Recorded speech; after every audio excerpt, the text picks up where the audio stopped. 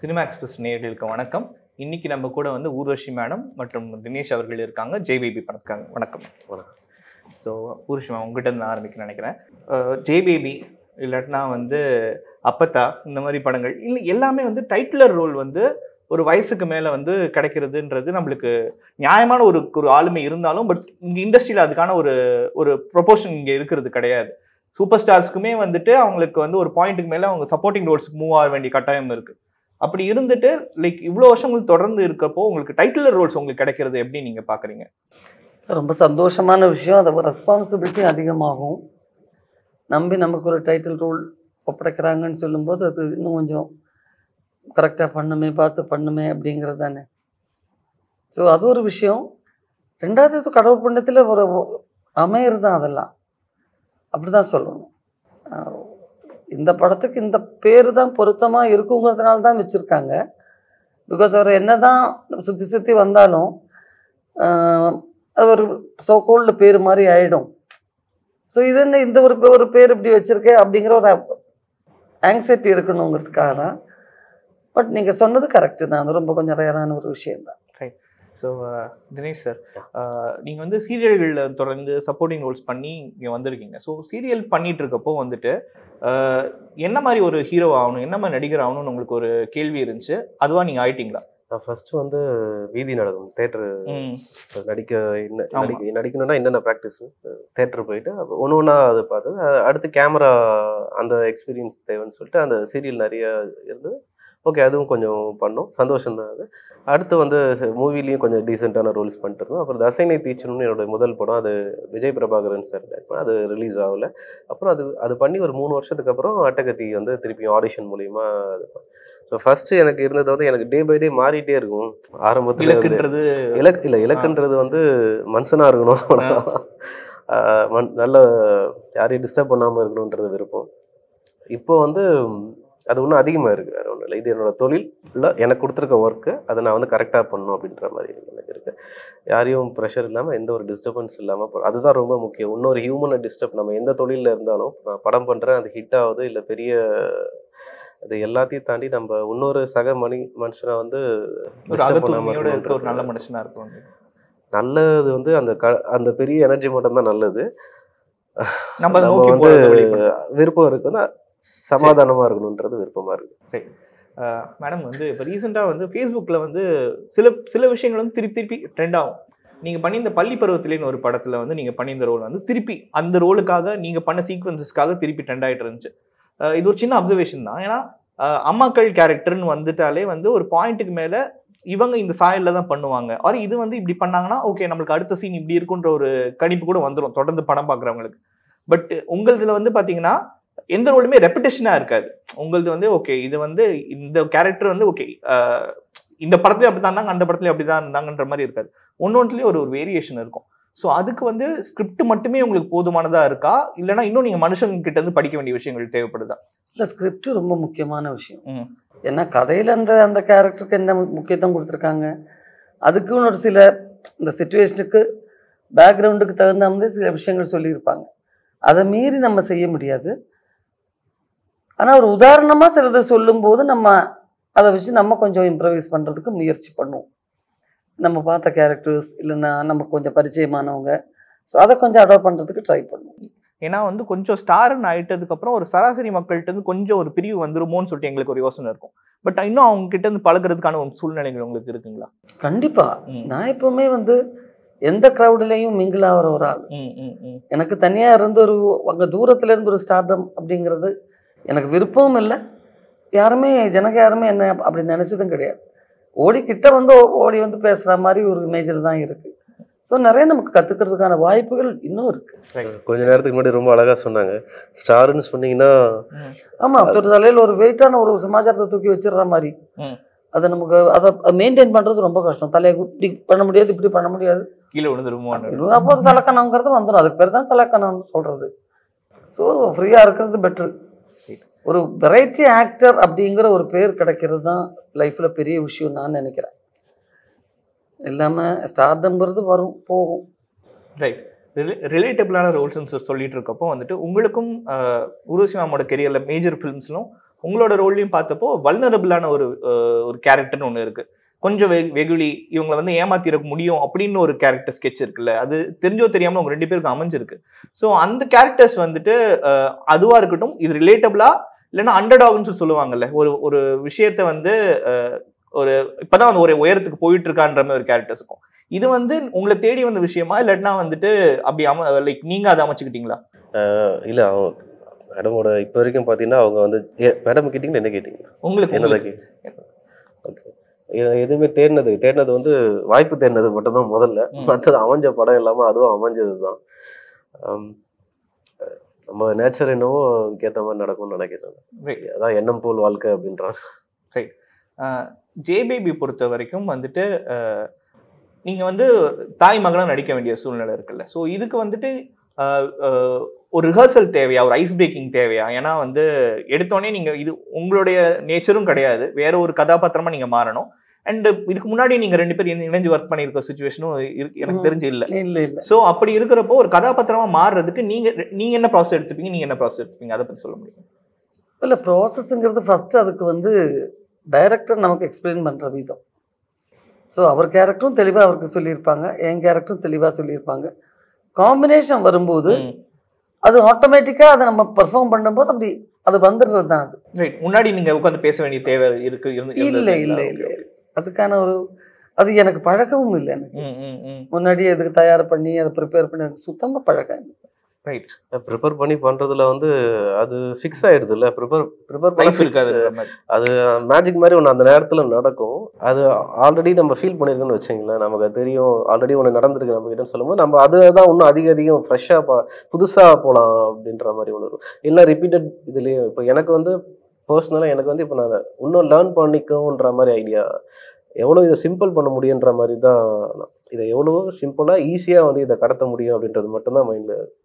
அவங்க என்ன சொல்கிறாங்கன்றது நம்ம ஓப்பனாக ஃபஸ்ட்டு கேட்கணும், அவருக்கு என்ன வேணுன்றது கேட்டாலே வந்து அது டெலிவரி அந்த இடத்துல வந்துடும் நான் நம்புறேன். இல்லை, கரெக்டாக தான். உங்களோட கதாபாத்திரத்தோட பேர் என்ன இந்த படத்தில்? செந்தில். ஸோ செந்தில் வந்து எந்த அளவுக்கு வந்து தினேஷோட சம்மந்தப்பட்டவர், இல்லை கம்ப்ளீட்டாக வேற ஒரு மனுஷன்? டைரக்டர் வந்து ஆக்சுவலாக சங்கர். சங்கர் வந்து எனக்கு அவருக்கு சம்மந்தமே கிடையாது. ஏன்னா ரொம்ப முக்கியமான சீன்லாம் வரும், டேரக்டர் அடிக்கடி நீ வீட்லேயும் இப்படி தான் இருப்பேன்னு கேட்பாரு. எனக்கு ரொம்ப கஷ்டமாக இருக்கும். அவ்வளோ வைலண்ட்லாம் கிடையாதுங்க அப்படின்ற மாதிரி இருப்பேன். ரொம்ப ரொம்ப ரொம்ப தின் லேயர் தான் இருக்கும். ஏன்னா இப்படி போனாலும் தப்பாகிடும், இப்படி போனாலும் தப்பாகிடும், நடுவில் மாட்டிக்கிட்டு ப்ளே பண்ணுற மாதிரி இருக்கும். அவர் அதான் சொன்னார், இது கொஞ்சம் பண்ணால் கரெக்டாக இருக்கும், நீ பண்ணு அப்படின்னு. ஆனால் பண்ணுறதுக்கு ரொம்ப ஹார்டாக இருக்கும் அது. பட் ஹோப்ஃபுல்லி அதை நான் முடிஞ்ச அளவுக்கு பக்கத்தில் பண்ணியிருப்பேன்னு நினைக்கிறேன். அது பார்க்கும்போது தான் தெரியும். பார்த்துட்டு சொல்லுங்கள். ஏன்னா மேடம் நீங்கள் முந்தானி முடிச்சு டெபியூ ஆகுறீங்க, அடுத்த வருஷம் வந்து 16 ரிலீசஸ் இருக்குது. எனக்கு தெரிஞ்ச வரைக்கும் டாக்குமெண்ட் பண்ணப்பட்டது அவ்வளோ இன்னும் எக்ஸ்ட்ராவாக இருக்கான்னு எனக்கு தெரியல. ஒரு 14-15 வயசு இருக்கிறப்போ வந்துட்டு அது ரொம்ப வந்து எனக்கு ரொம்ப ஓவர்வெல்மிங்காக இருக்குமோன்னு எனக்கு தோணுது. பட் ஏன்னா நீங்கள் இண்டஸ்ட்ரிக்குமே நீங்கள் ரொம்ப ஆர்கானிக்காக வரல, கல்பனா மேம் பண்ண வேண்டிய ரோல் தான் உங்களுக்கு வந்துச்சு. அப்படி வந்து ஒரு திடீர்னு 16 படம் நீங்கள் நடிச்சுட்டு ரிலீஸ் ஆகுதுன்றப்போ வந்துட்டு ஒரு அந்த வயசுக்கு உங்களுக்கு எப்படி புரிதல் இருந்துச்சு? இனிமேல் இன்னும் தொடர்ந்து ஓடலான்ற மாதிரி இருந்துச்சா, இல்லை இவ்வளோ ஜாஸ்தி வருதுன்னு சொல்லிட்டு உங்களுக்கு அப்படி இருந்துச்சா? நீங்கள் சொல்கிறப்ப தான் அந்த கணக்கு எனக்கு தெரியுது. உண்மையிலேயே நான் 800 படம் பண்ணியிருக்கேன்றதும் யாரோ சொல்லி கணக்கு வச்சு தான் எனக்கு தெரியுது. நமக்கு வந்து அதை ரொட்டீனாக நம்ம வேலை அந்த மாதிரியே ஆகிப்போச்சு. என்ன ஒரு ஒரு 18 வயசு 20 வயசு வரைக்கும் மைண்டுக்குள்ளே எப்போ வேணாலும் திரும்ப நான் படிக்க போயிடலாமேங்கிற ஒரு கிரிப் இருந்துச்சு. பட் டிகிரி என்ட்ரன்ஸ் எழுதுறது அன்னைக்கு ஒரு மலையாள படம் கிளைமேக்ஸ் கிட்டத்தட்ட 30 ஆர்டிஸ்ட் காம்பினேஷன், அது மிஸ் ஆனோன்னு எனக்கு தெரிஞ்சு போச்சு. அவ்வளோதான், ரொம்ப டீப்பாக போயிட்டோம். இனிமே வந்து நம்ம படிப்பு அப்படிங்கிறதுக்கான ஒரு என்ன சொல்கிறது, அகாடமிக்கெல்லாம் நம்ம போக முடியாது. நம்மளுடைய வாழ்க்கையோட படிப்புங்கிறது இதுதான். நிறைய தெரியாத மொழிகள் தெரிஞ்சுக்கிறோம், தெரியாத நபர்களோட ஒர்க் பண்ணுறோம், அவங்களோட நட்பு உருவாகுது. ஸோ இதுவே ஒரு பெரிய ஒரு லெசன், ஒரு லேர்னிங் சமாச்சாரங்கிற மாதிரி ஒரு ஃபீல் ஆச்சு எனக்கு. ரைட். நான் அப்படி வந்து பார்த்தப்போ உங்களோட கெரியரில் நீங்கள் அதிகபட்சம் பண்ணதே 3 ரிலீசஸ். 2014 3 ரிலீஸ் தான் உங்களுக்கு இருந்திருக்கு. கொஞ்சம் எக்ஸ்ட்ரா சூஸியாக இருந்துட்டோமோன்னு எப்பயாவது தோணியிருக்கீங்களா? இது நிறைய நோ சொல்லிட்டோன்னு சொல்கிற மாதிரி? நோ அப்படின்லாம் சொல்கிறது எனக்கு அது கம்ஃபர்ட்டாக எப்படி இருக்கும். கம்ஃபர்ட்னா பேசுகிறது தான் கம்ஃபர்ட், வேற ஒன்றும் இல்லை. எனக்கு அது பயம் இல்லாமல் இருக்கா, இல்லை எப்படி இது ஓகேவா இருக்குன்ற மாதிரி. அப்புறம் நிறைய படங்கள் வந்து சிச்சுவேஷன் ரீசனாகவும் நம்ம பண்ணியிருக்கோம். அந்த மாதிரி நிறைய படம் இருக்குது. சில நேரத்தில் இருக்கும் சில நேரத்தில் இருக்கும் ஓகே பண்ணிட்டு வந்துருக்கலாம். பட் ஆனால் நம்ம வந்து ரிலாக்ஸாக இருக்குமான்றது தான் ஃபர்ஸ்ட். நம்ம வந்து சமாதானத்தோட ஒரு படத்தை பண்ணால் அதுதான் ரொம்ப முக்கியம்னு இப்போ நான் ரொம்ப கிளியராக இருக்கேன். அதனால ஹாப்பி தான். இது நடந்தது 27 படம் அமைஞ்சிருக்கு, 700 படம் மேடம் ரிலீசஸ்லாம் சேர்த்து சொல்கிறேன். ஹாப்பி தான். நம்ம அதுக்கான கிராட்டிடியூடோட தான் இருக்கு. நீங்கள் வந்து இது ஏன்னா இப்போ ஒரு க்யூரியஸாக ஒரு போயிட்டு இருக்க விஷயம். எல்லா ஹீரோஸுமே நீங்கள் நோ சொன்ன படம் எதுன்னு சொல்லிட்டு கேட்குறாங்க. பேராக கேட்கல, பட் நீங்கள் நோ சொல்லிட்டு இந்த படம் ஒருவேளை நம்ம பண்ணியிருக்கலாம்னு எப்போ யோசிச்சது உண்டா? எனக்கு அப்படிலாம் இல்லை. பட் நான் நோ சொன்ன படங்கள் எல்லாமே பயங்கரமான கமர்ஷியலி பயங்கர இதுவாகி சூப்பராக நிறைய படம் இருக்குது. நிறைய படம் நிறைய படம். மேடம் வந்து இப்போ உங்களுக்கு வந்து பார்த்தீங்கன்னா உங்களுடைய எல்லா பலதரப்பட்ட கேரக்டர்ஸ் பண்ணியிருந்தாலும் உங்களுக்கு வந்து ஒரு யோசிச்சோடனே வந்து இவங்க வந்து கொஞ்சம் வந்து இந்த ஒரு வெகுளித்தனமான கதாபாத்திரங்களுக்கு வந்து நீங்கள் வந்து இவங்களை விட்டா ஆளே கிடையாது, எழுதுறப்பே உங்கள் பேர் எழுதிடலான்ற அளவுக்கு இருக்கும். அது வந்து ஒரு இரட்டை ரோஜாவாக இருக்கட்டும், இல்லை மன்னவாவாக இருக்கட்டும், இல்லைன்னா வந்துட்டு லைக் ஈவன் மைக்கேல் மதன காமராஜன், இது எல்லாமே வேற ஷேட்ஸ் தான். ஸோ இது வந்து ஒரு பாயிண்ட்ல வந்துட்டு லைக் ஸ்கிரிப்டுகள் உங்களுக்காக எழுதப்பட்டிருக்கும். கன்ஃபார்மாக ஓகே இதை எழுதுறாங்கன்னா ஓகே ஊர்வசி பேர் போட்டலாம், அவங்க நோ சொன்னால் வேற யாரை பார்க்கலான்ற மாதிரி போயிருக்கும். இது வந்து நீங்க அதை ஏத்துக்கிட்டு ஓகே நம்மளுக்கு எழுதுறாங்க, நல்லாவே எழுதுறாங்க, நம்ம எடுத்துக்கலாம். இல்லைன்னா வந்துட்டு அப்படி யோசிச்சிங்களா? இல்லைன்னா ஓகே ஸ்கிரிப்ட்ஸ் எல்லாமே இதான் வருது, நம்ம இதுல இருந்து வேற ஏதாவது வருதான்னு அப்புறம் பார்த்துக்கலாம்னு சொல்லிட்டு நடிக்க ஆரம்பிச்சிட்டிங்களா? இது பல கேரக்டர்ஸ் எனக்கு வந்து ஒரு ஸ்டப்பர்னான கேரக்டர் இல்லை ஒரு ரஃப்பான கேரக்டர்ஸுக்கு என்னமோ தெரியல, மக்களும் என்ன பார்க்க விரும்பலை, அந்த மாதிரி விரும்பலைங்கிறது தான் உண்மை. மலையாளம்ங்கிறது டிஃப்ரெண்ட், அது நிறைய வெரைட்டி பண்ணியிருப்பேன். பட் இங்கே வந்து பொதுவாகவே அப்படி இருந்தால் போதும் அப்படிங்கிற ஒரு ஃபீல் இருக்குது. ரெண்டாவது ஒரு சில கேரக்டர்ஸை தவிர இந்த ஜேபேபி மாதிரி ஒரு சில கேரக்டர்ஸ்க்காக மட்டும்தான் நம்ம அந்த கதாபாத்திரத்தை தேடி போகிறது. மற்றது எல்லாமே நார்மலி இருக்கிறது. எனக்கு கிடைக்கிற கேரக்டர் நான் எனக்குள்ளே கொண்டு வந்துட்டு நான் எப்படி பிஹேவ் பண்ணுவேனோ அப்படி தான் பண்ணியிருக்கேன். ஸோ அதெல்லாம் அட்லீஸ்ட் ஒரு யதார்த்தமாவது இருக்கும். ரைட். நமக்கு பரிச்சயம் இல்லாத ஒரு கேரக்டர் வந்து பயங்கரமாக இப்படி பண்ணலாம் அப்படி பண்ணலான்னு ஒரு ஆக்டிங் மாதிரி ஆகாமல் இருக்கணுங்கிறது தான் என்னுடைய மோட்டிவேஷனாக இருந்தது. அதில் மோஸ்ட் ஆஃப் த டைம் நீங்கள் சொன்ன மாதிரியே கொஞ்சம் இன்னசென்ட் கேரக்டர்ஸ் அதிகமாக அவங்களா கொடுத்தாங்களா இல்லை அது வந்ததை நான் அந்த மாதிரி பெர்ஃபார்ம் பண்ணிட்டேனாங்கிறது கேட்டால் ஒரு கன்ஃபியூஷன் வரும். ரைட். ஏன்னா வந்து நீங்கள் எனக்கு தெரிஞ்சு தமிழில் பொறுத்த வரைக்கும் கரெக்டாக பஞ்சதந்திரமுக்கு அப்புறம் உங்களுடைய ரோல்ஸோட டிரான்ஸ்ஃபர்மேஷன் ஆச்சுன்னு நான் பார்க்குறேன். நான் ஏன்னா அதுக்கு முன்னாடி ப்ராப்பர் ஹீரோயின் ரோல்ஸ் அப்படி தான் பண்ணிடுறீங்க. அதுக்கப்புறம் வந்து நீங்கள் கொஞ்சம் வந்து like main character but it's supporting role அப்படின்ற மாதிரி ஒரு டிரான்சிஷன் ஆச்சு. That is quite early for a heroine. உங்களோட ஏஜுமே யூஆர் ஃபேர்லி யங் தென், அதுவுமே ரொம்ப சீக்கிரம். அண்ட் இப்போ வந்து நீங்கள் வந்துட்டு இப்போ ஒரு பார்ட்டி ரோல் பண்ணி இப்போ ஒரு பார்ட்டி ஒரு அப்பத்தா மாதிரி ஒரு கேரக்டர்ஸ் எழுதினாலும் you are still young for these roles. அது வந்து உங்களுடைய நீங்கள் வாழ்ந்து கற்றுக்க வேண்டிய விஷயமும் கிடையாது, நீங்கள் பார்த்து கற்றுக்க வேண்டிய ஒரு விஷயம். ஸோ இந்த மாதிரி ஒரு ஜேபேபி மாதிரி படங்கள்ல நீங்கள் வந்து தினேஷ் கதாபாத்திரத்துக்குள்ள வந்து ப்ராப்ளி மாறன் கதாபாத்திரம் எனக்கு தெரியல, படம் ட்ரெயிலர் பார்த்த வரைக்கும் எனக்கு. உங்களுக்கு அம்மாவுக்கெல்லாம் நடிக்கிறப்போ எப்படி உங்களோட மைண்ட் டியூன் பண்ணிப்பீங்க? இல்லை அப்போல்லாம் எனக்கு தெரியாது. ஏன்னா ஒரு 14 வயசுங்கிறதே முந்தான முடிச்சுக்கு அப்புறம் தான், எனக்கு ரிலீஸ்க்கு அப்புறம் தான் ஆச்சு. அப்போ வந்து அவங்க என்ன சொல்லி கொடுக்குறாங்களோ நடிக்கணுங்கிறது தான், அது மட்டும்தான் தெரியும். இது ரிலீஸ் ஆகுமா, இது ஓடுமா, ஓடினதுக்கப்புறம் பேர் அதெல்லாம் கிடையாது. முடிச்சுட்டு எப்படியாச்சும் வீட்டுக்கு போனால் போதும், அப்புறம் என்ன வேண்டான்னு சொல்லி இவங்க துரத்து விட்டால் கூட போதுங்களோட நிறைய படங்கள்னு நினச்சது உண்டு. பிகாஸ் ஸ்கூல் மிஸ் ஆகுது, ஃப்ரெண்ட்ஸு மிஸ் ஆகுது, வீடு மிஸ் ஆகுது. ஸோ அந்த எண்ணங்களில் தான் எனக்கு ஒரு கிட்டத்தட்ட ஒரு 100 படம் வரைக்கும் இப்படி தான் வச்சுக்கோங்களேன். 100% எனக்கு என்னால் இதில் இது பண்ண முடியல. அதுக்கப்புறம் எஸ்பெஷலி திலகன், நெடுமுடி வேணு, மம்முட்டி, மோகன்லால் அவங்க கூட காம்பினேஷன்லாம் நடிக்க ஆரம்பித்ததுக்கப்புறம் தான் இது ரொம்ப ஒரு ப்ரெஷியஸான ஒரு ப்ரொஃபஷன் அப்படிங்கிற ஒரு சீரியஸ் அப்ரோச் வந்தது. ஒவ்வொருத்தரும் அதுக்காக எவ்வளோ முயற்சி எடுத்திருக்காங்க, நமக்கு ஈஸியாக கிடச்சிடுச்சு. நினைக்கவே இல்லை திடீர்னு வந்துட்டோம் அப்படின்னும் போது அதனுடைய மரியாதை தெரியல.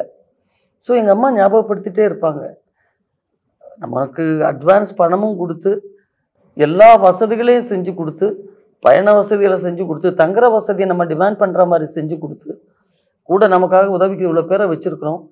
அது எல்லாமே பண்ணிவிட்டு ஃபேமும் கொடுக்குற ஒரே இண்டஸ்ட்ரி சினிமா மட்டும்தான். மற்ற இடத்துல நம்ம சோத்தை கட்டிட்டு தான் போகணும். ஸோ அந்த மரியாதை எனக்கு தெரிஞ்சுக்கும் அப்படிங்கிறது கொஞ்சம் கொஞ்சமாக என் மனசுக்குள்ளே ஒரு ஃபீடாச்சு. அப்புறம் ஏஜுக்கு அப்பாற்பட்ட கேரக்டர்ஸ் தான் அந்த ஏஜில் சேலஞ்சிங். இன்னும் ஒரு 5 வருஷம் 10 வருஷத்துக்கு அப்புறம் நான் அப்போ தான் பண்ணியிருந்தா அதில் வந்து பெரிய விஷயம் கிடையாது. ஸோ இது ஜேபேபியுமே அப்படி தான். ஃபர்ஸ்ட் எனக்கு பண்ணும்போது அது ஐயோ நட்டு ரொம்ப ஸ்பீட் மூமெண்ட்ஸு, ஸ்பீடாக பேசுகிறோமே, இதெல்லாம் கொஞ்சம் மெச்சூர் கேரக்டருக்கு சரியாகுமா அப்படி இருந்தது. பட் அதையும் என்னால் என்ன பண்ண முடியுமோ நம்ம பண்ணியிருக்கோம். ஸோ அந்த எஸ்பெஷலி ஃபீமேல் கேரக்டர்ஸ் நான் வந்து கிளாமர் பண்ணாத ஒரு ஆக்ட்ரஸ். ஸோ எனக்கெல்லாம் அது எப்போவுமே சேலஞ்சிங்காக தான் இருந்திருக்கு. Right. And Dinesh sir, so உங்களுடைய கதாபாத்திரங்கள் பொறுத்த வரைக்கும் வந்துட்டு ஒரு நாள் கூத்துல நீங்கள் ப்ராப்பர் ஏர்பன் ரோல் பண்ணியிருந்தீங்க. அது ரொம்ப வந்து எனக்குலாம் கன்வின்சிங்காக இருந்துச்சு. ஏன்னா யூஸ்வலாக வந்து ஒரு ரூரல் ஒரு சென்னை பயன் பண்ணிட்டு இருக்கவங்க திடீர்னு ஐடி பயனாக பண்ணாங்கன்னா வந்து நிறைய ஆக்டர்ஸ் பண்ணி ஃபெயில் ஆகிருக்காது, சரியா போல. பட் உங்களுக்கு சூப்பராக உட்காந்துச்சு. ஏன் நீங்கள் திருப்பி அந்த மாதிரி ரோல்ஸ் பண்ண மாட்டேங்கிறீங்க? அது வந்து இப்போ வந்துச்சு பண்ணோம். அதுக்கப்புறம் வந்து எனக்கு கம்ப்யூட்டர் முன்னாடி உட்காந்து வந்து சும்மா வெறுமே ரியாக்ட் பண்ணுறது அது ரொம்ப போலிங்காக, பயங்கர போலிங்காக இருக்கும். கேமரா அங்கே வச்சுட்டா கம்ப்யூட்டரை பார்த்து டைப் பண்ணுறது வந்து சட்டிலாக இருக்கிற மாதிரி அது ரொம்ப ஒரு மாதிரியா இருந்துச்சு. சின்னன்னு தெரியல, என்னால் அதை கனெக்ட் பண்ணவே முடியல. நமக்கு கொஞ்சம் எதனா அட்வென்ச்சராக ஆக்டிவாக கொஞ்சம் பண்ணணும் அப்படின்ற மாதிரி. ஆனால் வந்தது எல்லாம் பண்ணிட்டு தான் இருந்தோம். நம்ம முடிஞ்ச அளவுக்கு இன்னும் பண்ணிட்டு தான் இருந்தோம். ஹோப்ஃபுல்லி இதுக்கப்புறம் பண்ணலாம். ஸோ வந்து இப்போ நீங்கள் சீனியர் ஆர்டிஸ்ட் கூட நடிக்கிறப்போ வந்து இப்போ கபலை ரஜினி சாரோட பண்ணுறப்போ, இல்லாட்டி ஜெய்பேபி வந்து ஊர்வஷி மேமோட பண்ணுறப்போ, அவங்ககிட்ட இருந்து உங்களுடைய டேக்அவேஸ் இருக்குமா? அவங்க நம்ம இவங்க பண்ணுறாங்க, நல்லா இருக்கு, நம்மளும் பண்ணலாமே அப்படின்னு சொல்லிட்டு யோசிச்ச விஷயங்கள் ஏதாச்சும் இருக்கா? கண்டிப்பாக அவங்க கிட்ட நிறைய எவ்வளோ எத்தனை படங்களப்பா, எவ்வளோ எக்ஸ்பீரியன்ஸ் அவங்க பார்க்கும்போது. அதான் அந்த ஸ்டண்ட் சீக்வன்ஸில் கூட பார்த்தீங்கன்னா மாறின அடிக்கிறது இவங்ககிட்ட வந்து அந்த பக்கத்தில் வருது அவ்வளோ கிளீனாக இருக்கும். அது ஒரு அடி கூட மேலே வந்து படாமல் இருக்கும். ஆனால் கேமராவில் பார்த்தா அடிக்கிற விழுகிற மாதிரி. அது நார்மலாக ஒன்று பண்ணுவோம், ஆனால் இது இன்னும் ஃபைனாக பண்ணுவாங்க. அவ்வளோ ஃபைனாக இருக்கும். அந்த எக்ஸ்பீரியன்ஸ் வந்து அதை ஒரு இதில் தெரிஞ்சுக்கலாம். Okay clean that. Rajini sir எல்லாருமே எல்லாம் இதுதான் சொல்ல முடியல என்னால். பட் ஆனால் எல்லாம் நம்ம அது இருக்கும் போது ஒரு பாசிட்டிவான வைப் தான். அது ஒர்க்கில் அது சூப்பர். ஒர்க்கில் எனக்கு அவர் அல்டிமேட். அவர் ரஜினி சார் சொன்னது வந்து தலைக்கீழ நின்னாவது வீட்டை எப்படியாவது காப்பாற்றணுன்ற ஒரு வார்த்தை சொல்றாரு. அது வந்து ரொம்ப முக்கியமான, நான் அவர்கிட்ட இருந்து நான் பார்த்தது. சரி. ஸோ வந்து எல்லா படங்கள்லையுமே வந்து ஒரு டேக்அவே இருக்கும். ஓகே, இது வந்து அந்த ரோல் நம்மளுக்கு வந்து கொஞ்சம் பர்சனலாக இருக்கும், இல்லாட்டினா நம்மளுக்கு கமர்ஷியலாக இன்னொரு தளத்துக்கு கொண்டு போவோம், இல்லாட்டினா வேற ஒவ்வொருத்தங்களுக்கும் ஒன்று இருக்கலாம். எனக்கு தெரியல, ஒரு ஆடியன்ஸாக சொல்கிறேன். இந்த படத்துலேருந்து உங்களுடைய டேக்அவே என்னவா இருந்துச்சு? 2 பேரோட சொல்லுங்க. இல்லை, டேக்அவேங்கிறது ஒவ்வொரு படமும் ஒவ்வொருத்தருக்கும் ஒரு மாதிரி. இது ஒரு வாழ்ந்த ஒரு கேரக்டர் அப்படின்னும் போது எனக்கு ஃபீல் ஆனது அந்த சேம் அவங்க நடந்த ரோடு, அவங்க போன வீடுகள், அந்த போன ஏரியாலாம் பார்க்கும்போது ஒரு ஸ்டேஜுக்கு அப்புறம் ஏதோ அவங்க சோல் என்னை இன்ஃப்ளூயன்ஸ் பண்ணியிருக்காங்கிற மாதிரி ஃபீல் ஆச்சு.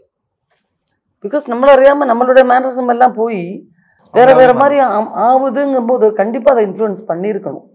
பிகாஸ் அது ஒரு பாசிட்டிவான ஒரு அம்மாவாக தான் இருந்திருக்கும். இல்லைன்னா இப்போ நம்ம பயோபிக் பண்ணுற அளவுக்கு ஒரு சாதாரண லேடி, ஒரு அடிப்படை வசதிகள் கூட இல்லாத அளவுக்கு இருந்த அப்படிப்பட்ட ஒரு சூழ்நிலையில் ஒரு வாழ்ந்த ஒரு லேடியை, இல்லை லைஃப்பில் பெரிய அச்சீவ் பண்ணவங்களை பற்றி வரும் ஒரு படம் எடுக்கணும் அப்படிங்கிறது. பட் இது அது இல்லாமல் இப்படி ஒரு ஆப்பர்ச்சுனிட்டி எங்களுக்கு கிடைக்கிது. ஒரு நீலம் ப்ரொடக்ஷன்ஸ் மாதிரி ஒரு ப்ரொடக்ஷனில் அதை ரிலீஸ் பண்ணணுங்கிற மாதிரி ஆப்பர்ச்சுனிட்டி அந்த டைரக்டருக்கு கிடைக்கிது. அவர் அந்த கேரக்டர் மேலே அவரும் வச்சிருந்த ஒரு அன்பு. ஸோ இது எல்லாமே எங்கள் எல்லாருக்குமே கொஞ்சம் கொஞ்சமாக போக போக போக அது ஃபீல் ஆச்சு. குட்டி குட்டி வீடுகளில் உட்காந்துருப்போம், அங்கே தான் பல சீன்ஸ் நம்ம ஷூட் பண்ணியிருப்போம், அதெல்லாம் மறந்துடுச்சு. சாதாரண ஒரு சினிமா ஷூட்டிங்னு ஒரு ஷார்ட் முடிச்சுட்டு போய் வெளியே போய் உட்காந்துல அப்பா பயங்கரமாக வேர்க்குது இப்படி சொல்லுவோம், அது எல்லாமே மறந்து போச்சு. ஸோ அது அது எல்லாமே வந்து ஒரு மேஜிக் மாதிரி அப்போ நடக்கிறது தான். முன்னாடி நம்ம வந்து இப்போ ஒர்க் ஷாப் பண்ணி ஆடிஷன் பண்ணி வராது கிடையாது. தினேஷ் சார், உங்களோட வந்து அம்மான்ற அந்த கூப்பிட்டது வந்து இந்த படத்துல வந்து எடுத்துக்கேன். ஏன்னா ரொம்ப நாள் கழிச்சு வந்து ஓப்பன் இதில் வந்து அம்மா அம்மா அப்படின்னு இந்த சீனில் வந்து கூட வச்சுருப்பாங்க. ஸோ எனக்கு வந்து அது ஓப்பன் ஆச்சு திருப்பி. ரொம்ப நாள் கழிச்சு நான் அம்மா அம்மா அம்மா அப்படின்னு என்னோட டேக்அவே வந்து இந்த படத்துல இருந்து அந்த ஒரு பர்சனலாக உங்களுக்கு பர்சனலாக ரைட். ரொம்ப நன்றி உங்களோட நேரத்துக்கு. ஜெய்பேபி படம் வந்து மிகப்பெரிய வெற்றி அடைஞ்சு நிறைய பேர் மனசுல நிற்கக்கூடிய ஒரு படமா இருக்க வாழ்த்துக்கள். தேங்க்யூ.